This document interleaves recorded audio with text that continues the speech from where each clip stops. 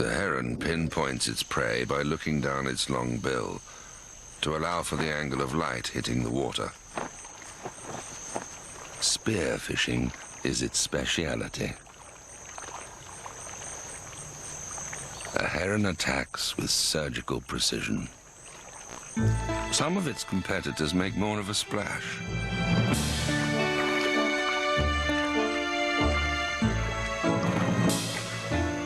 The kingfisher, ruler of the riverbank, fully deserves its name.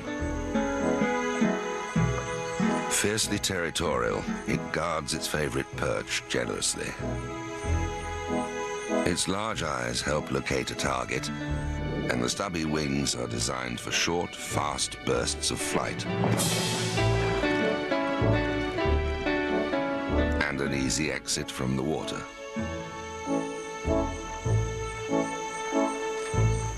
Its sturdy beak acts like a pair of tongs, holding slippery fish firm before tossing them down its throat.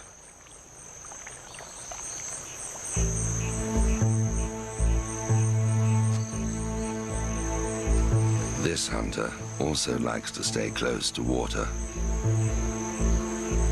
Despite those mighty incisors, the mark of a red meat eater, the jaguar also has a taste for lighter cuisine. Its fishing skills are unusual among big cats.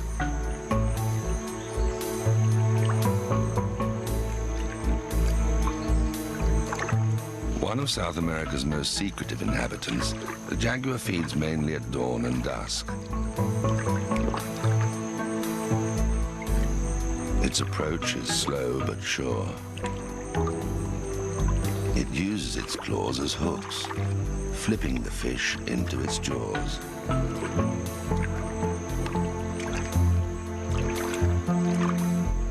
Its bite can crack the shells and skulls of bigger prey, like turtles and tapirs.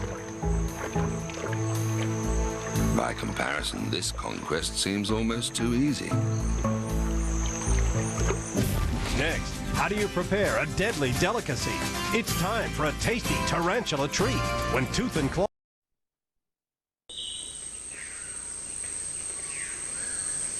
Less formidable creatures often do better in the survival stakes if they all stick together.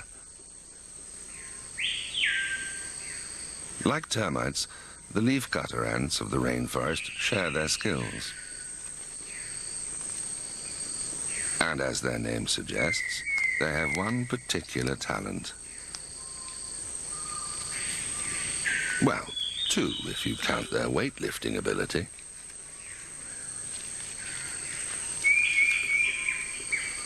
Their sharp, pointed jaws carve out pieces of vegetation.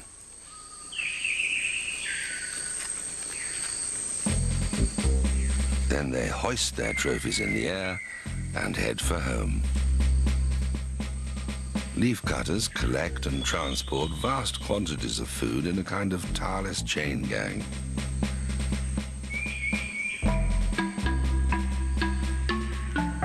This regime is weather dependent.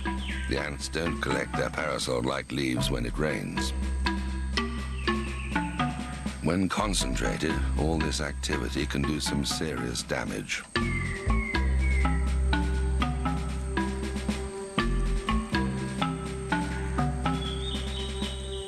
Back at headquarters, these pieces are cut up smaller and used to grow a kind of fungus on which the ants feed.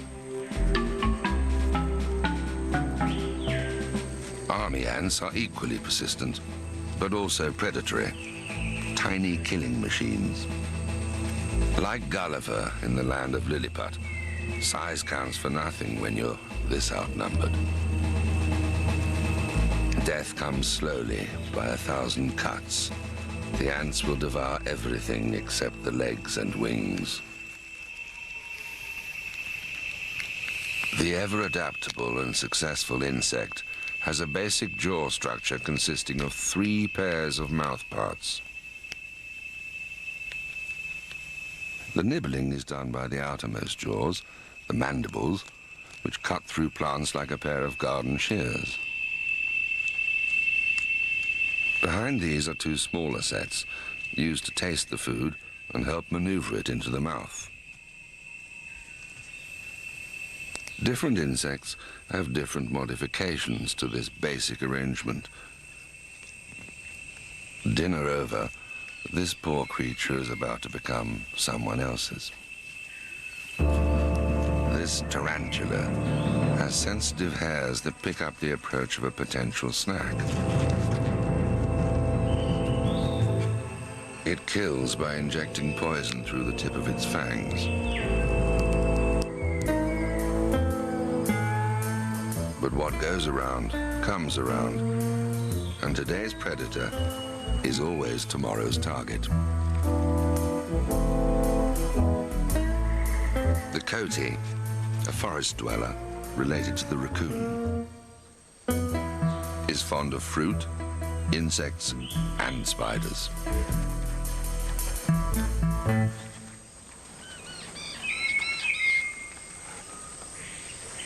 This is a meal that requires some careful preparation, however. First, it must be rolled in leaves and earth to remove the irritating hairs.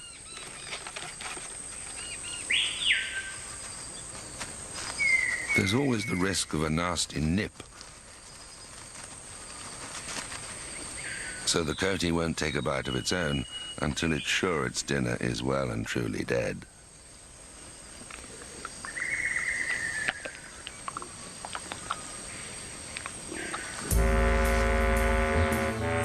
And so the fight for survival continues, all down the food chain. In a never-ending cycle of one-upmanship. Only those at the very top have nothing to fear. Everyone else must stay on their toes.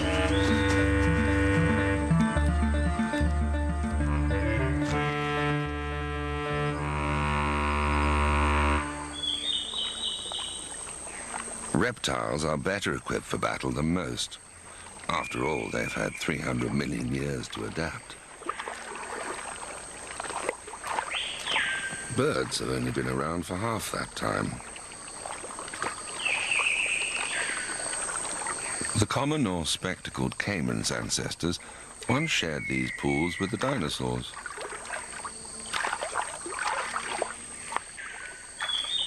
As well as catching fish, it ambushes larger creatures coming down to drink.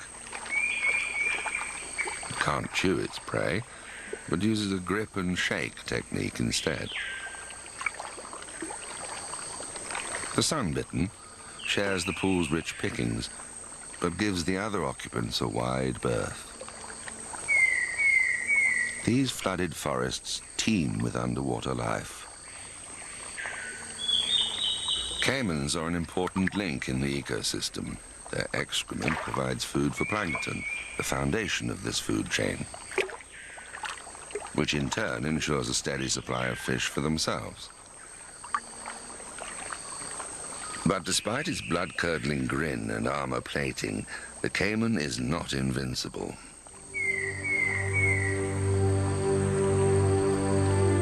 Another, even more fearsome reptile has made the pool its home. A snake. A very big snake. In fact, the biggest snake in the world. The anaconda. Up to 30 feet long, the anaconda kills by wrapping victims in its massive coils.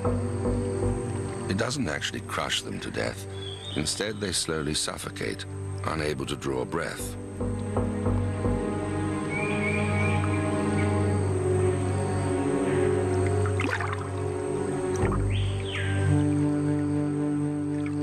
Birds, mammals, turtles, the anaconda will eat almost anything,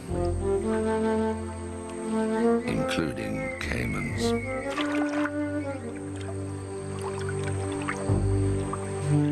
Speed isn't the snake's strong point, but with dining opportunities all around, there's sure to be a next time. One of the caiman's trump cards is its adaptability. Discarded pet caimans have even been found thriving in Florida drainage canals. There are thought to be millions in the wild. Well, give or take a few. This one has fallen into a deadly embrace.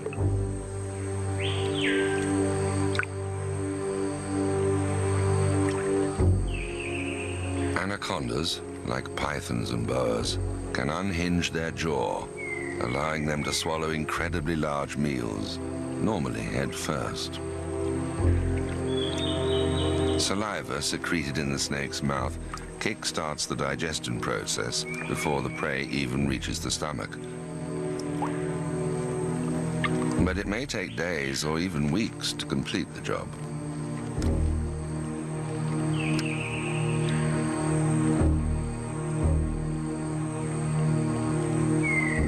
After swallowing, it needs to rearrange its dislocated jaw with a series of yawn-style stretches. It may not need to eat again for several months. Coming up, what ocean giant has 300 rows of teeth and doesn't floss? Stay tuned for more Surf and Turf specials next.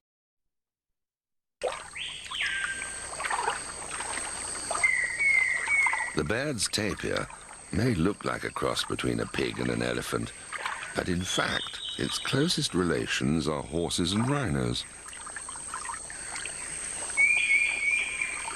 It uses its mini trunk to scout out tender titbits of grass, leaves, and fruit.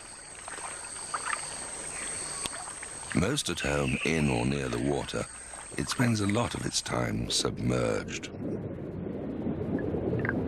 It can also dive quite well, especially if danger threatens. The tapir has poor eyesight, but an excellent sense of smell. The tip of its trunk is fringed with sensitive bristles, through which it explores the world, above and below the surface.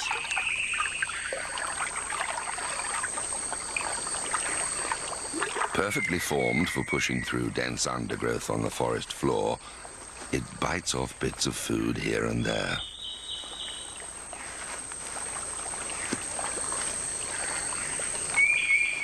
Assisted by its flexible proboscis.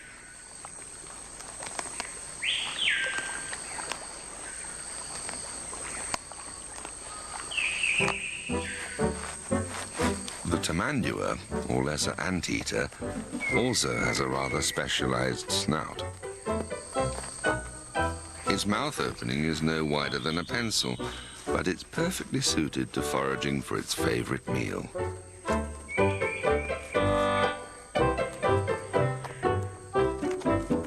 Tamanduas feed on bees, termites, and ants.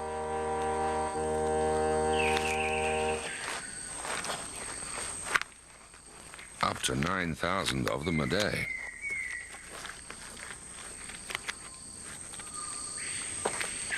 Its long probing snout is accompanied by a long probing tongue.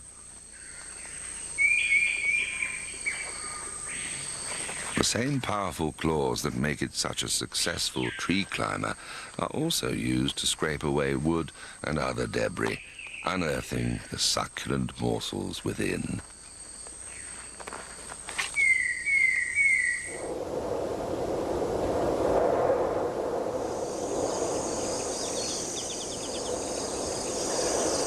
The remote mountains of Ecuador are home to a spectacled bear. One of the most elusive mammals on Earth, it uses its expert climbing skills to cruise the treetops, looking for a wide range of fruit, berries, and leaves. In fact, the spectacled bear has one of the most varied menus of any animal. It eats more than 80 different dishes, including meat, birds, rabbits, and even deer.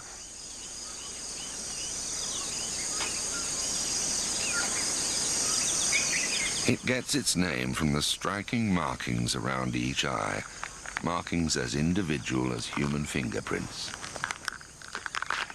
Despite its destructive ways, the berry is also vital to regrowth. Plant seeds are distributed far and wide through its droppings. One plant it helps preserve is the giant puya, a 10-foot towering spike that flowers just once a year.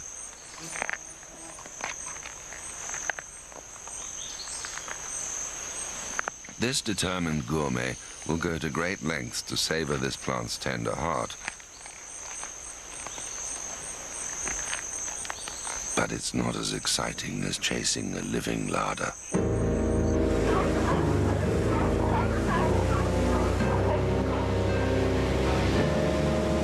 Down in the South Atlantic, off the beaches of Argentina, one of nature's most dramatic raids is taking place. Orcas gather here to feed off the inexperience of young sea lions.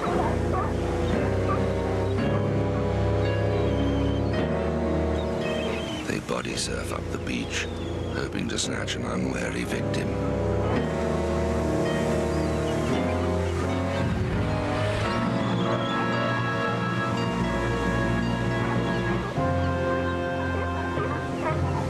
Around 1 in 5 attempts is successful.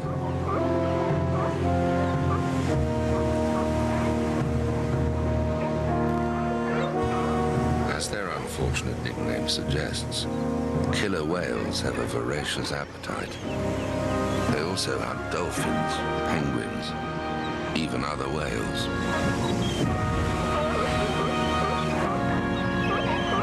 These juicy pups are just for starters.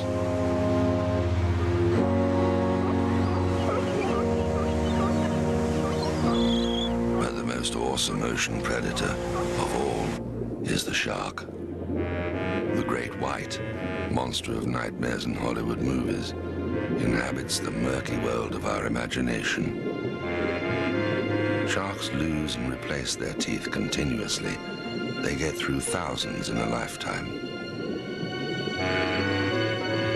By picking up minute vibrations and electrical signals in the water, they can feel the presence of a potential meal.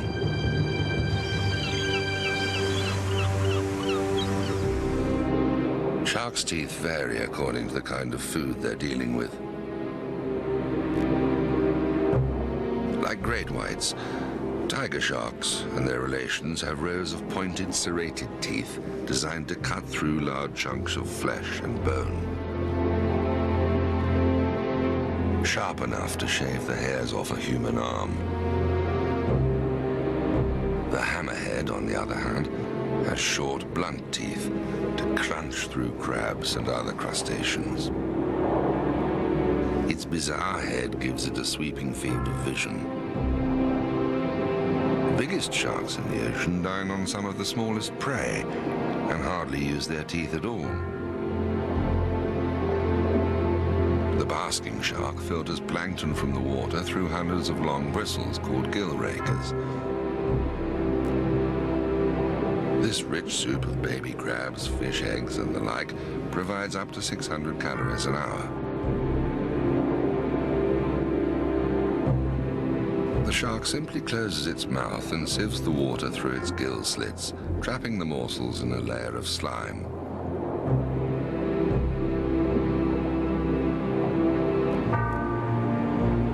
Basking sharks, so called because of their habit of drifting close to the surface, are thought to hibernate on the sea floor in winter when the soup is less nutritious.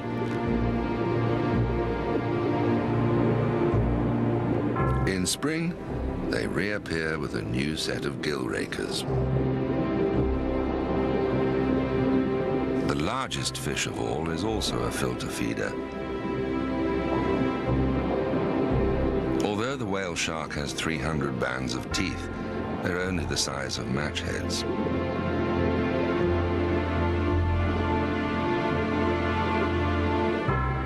This gentle giant also dines on plankton, as well as small fish and squid, strained from the water scooped into its massive jaws. May also occasionally trap a mackerel or tuna.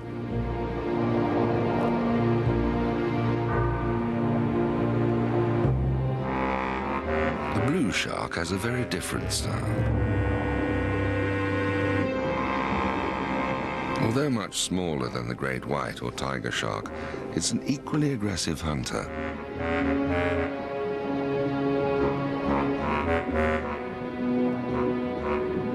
It's also an opportunist, making the most of this movable planktonic feast. And all its small satellite predators.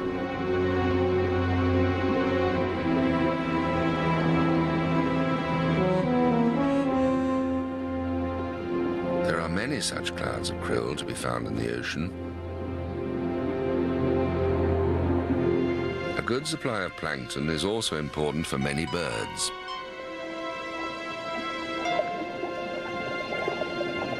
Including the Caribbean flamingo. Its unique curved bill has a fringe of hairs at the rim, through which it strains tiny titbits from the saline waters.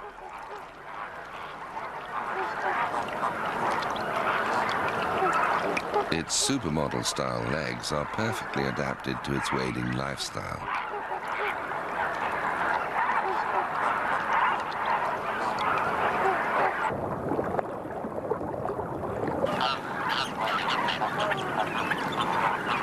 The flamingo's distinctive shades of pink are the result of colored pigments, metabolized from their food. While they sieve, herons, ibis, and pelicans spear, probe, and scoop their food.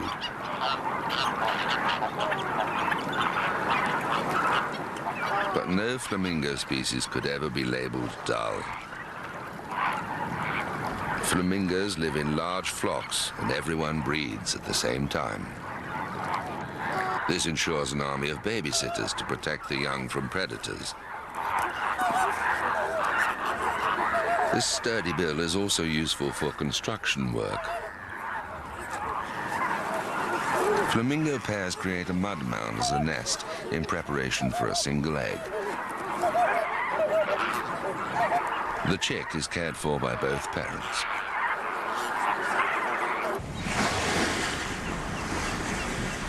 This fellow algae eater is the only lizard to get most of its food from the sea.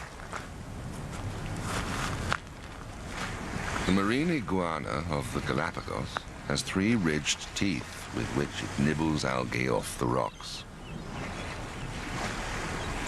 It uses its long claws to keep a firm foothold in the surf. Many other marine creatures depend on algae. These claws are specially modified to handle such a fiddly food supply. Crabs have developed an assortment of claws according to their diet. The coconut crab of the Pacific Islands will fight to the death over its own idea of a good feed.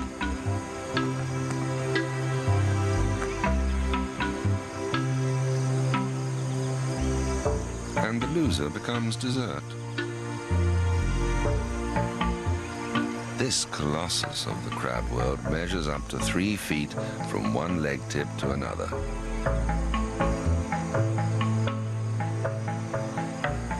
It can lift more than 8 times its own weight.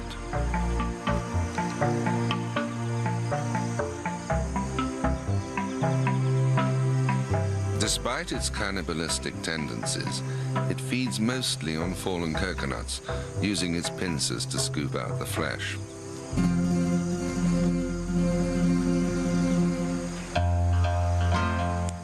Pincers make precision tools for feeding your face. Whatever the size of the meal involved.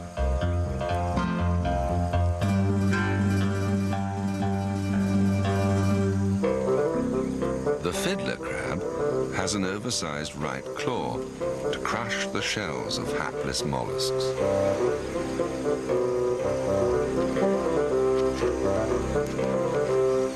But most of its relations use a more even-handed approach.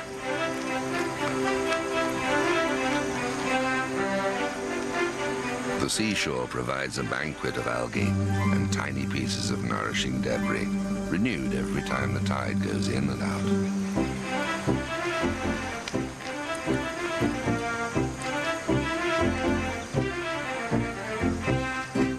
The fiddler feeds at low tide. In between meals, the wet sand also supplies its sleeping quarters. Coming up, see why banana trees are the favorite snacking place for the world's smallest bear when Tooth and Claw continue.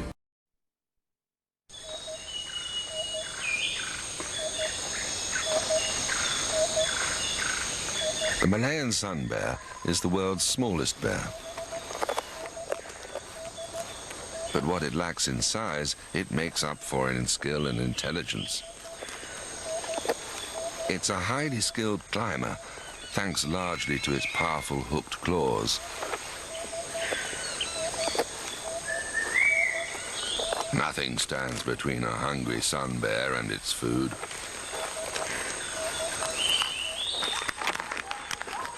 It shreds bark like paper to uncover bees, grubs, and termite nests.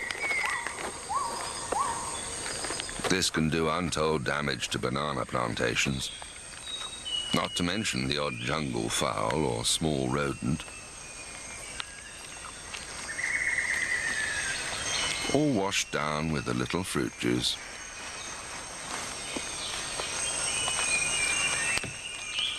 Many creatures have special ways of tackling a liquid diet. Honeydew, the bodily fluid of grubs that feed on tree sap, is drunk by the jeweled gecko from New Zealand. Its flexible tongue licks up the delicious droplets one by one.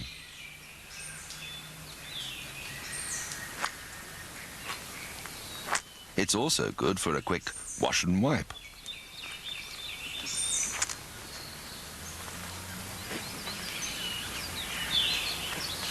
Honeydew is enjoyed by other treetop tenants.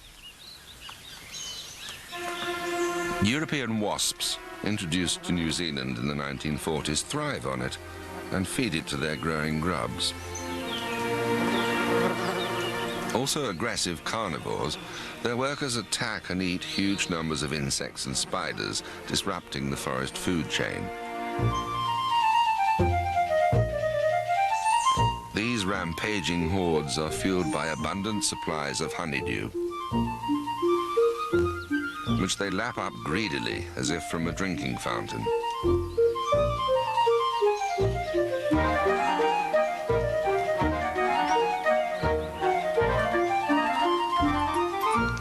Others dine not on the honeydew, but on the grubs that produce it. The kaka parrot chisels off splinters of wood in order to root them out.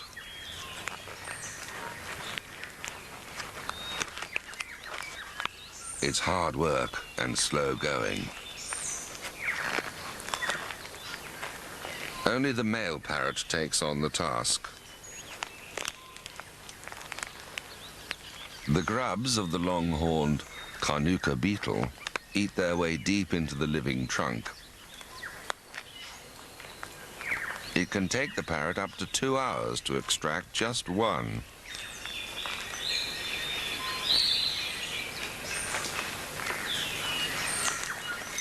The grubs are packed with fat and protein.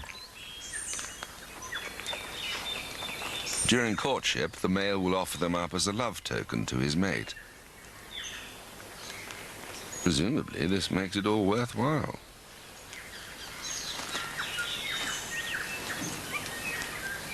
This baobab tree is suffering a similar onslaught from a much larger set of tools. African elephants use their tusks to peel off layers of wood and nutritious bark. They supplement their diet with salt and other minerals from the ground, which is dug using a combination of feet, tusk, and trunk.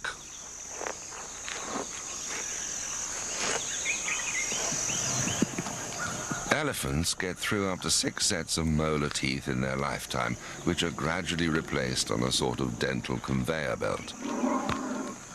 They work like a pestle and mortar, grinding down tough plant fibers. If the elephant is still alive when the 6th set wear out, it will die of malnutrition.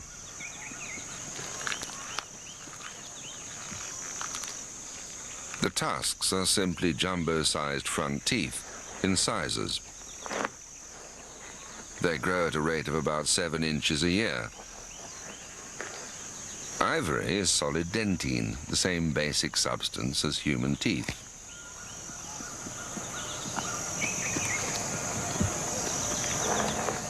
As well as probing for minerals, the trunk can become a straw to suck up water or a hose pipe to provide a cooling shower. Hungry elephants can scrape and peel their way through large areas of woodland, causing problems for human populations.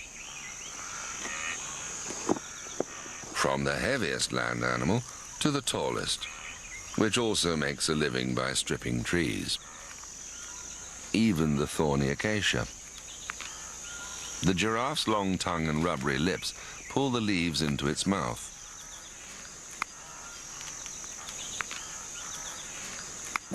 Next, what can a team of dogs do that one couldn't do on his own? Get some strategy tips from the pack when we come back.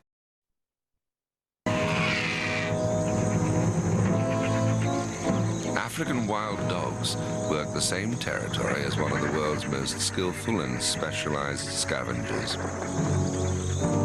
Vultures are perfectly equipped for their gruesome trade. Their bald head, often completely submerged in a carcass, is designed for the minimum of mess. No bloody feathers to groom.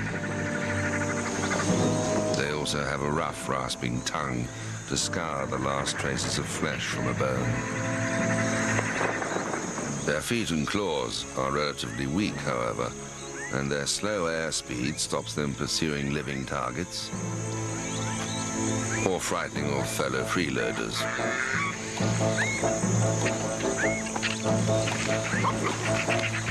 Hyenas also eat carrion, but they usually prefer to hunt themselves. Unlike their neighbors, the jackals.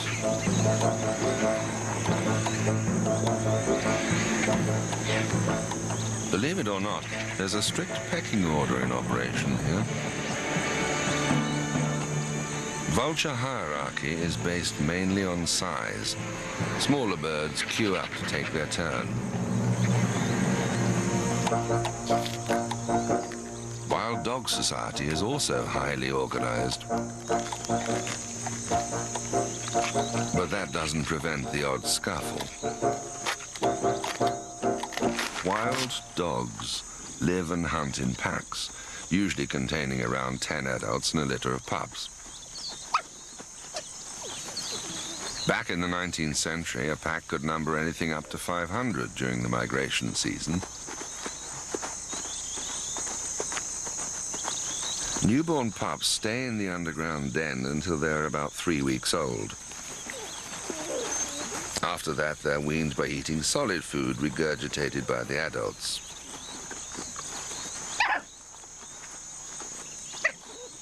The pack hunts at least once a day, targeting young or weak animals, including Thompson's gazelle, wildebeest, and sometimes zebra. They launch a tightly coordinated attack. One dog grabs the victim's tail, another the upper lip, while the others disembowel it. These are the only members of the dog family that feed exclusively on meat. Their teeth can deal effectively with both flesh and bone. Once the pups can fend for themselves, they start to roam with the pack.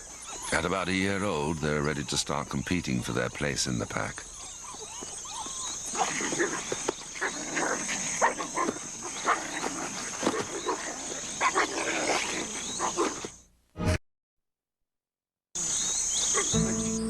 These unique, partly retractable claws belong to the fastest hunter of all.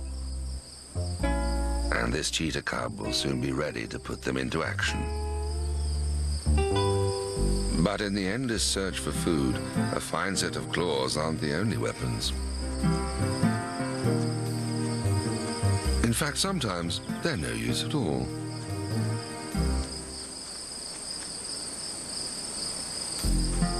This highly tuned killer can bring down a full-grown gazelle on the hoof. But it's totally stumped by this stationary ostrich egg. Meanwhile, another onlooker bides its time. A passing jackal also fails to get its teeth into the problem. Whichever way round it looks at it.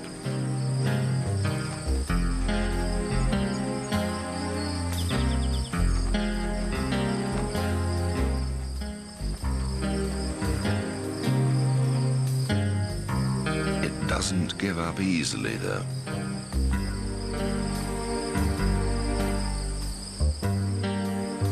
Sometimes, brain is just more important than brawn.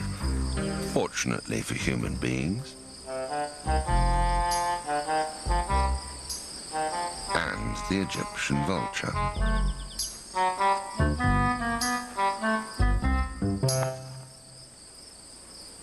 It's been facing this dilemma for thousands of generations.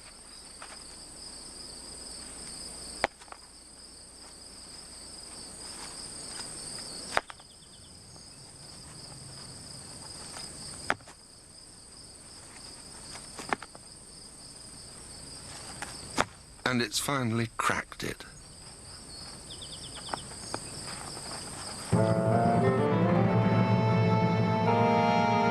Choosing the right tool can be most important of all.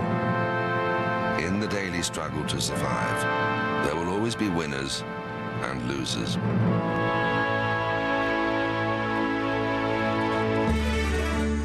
Not everyone will live to fight another day.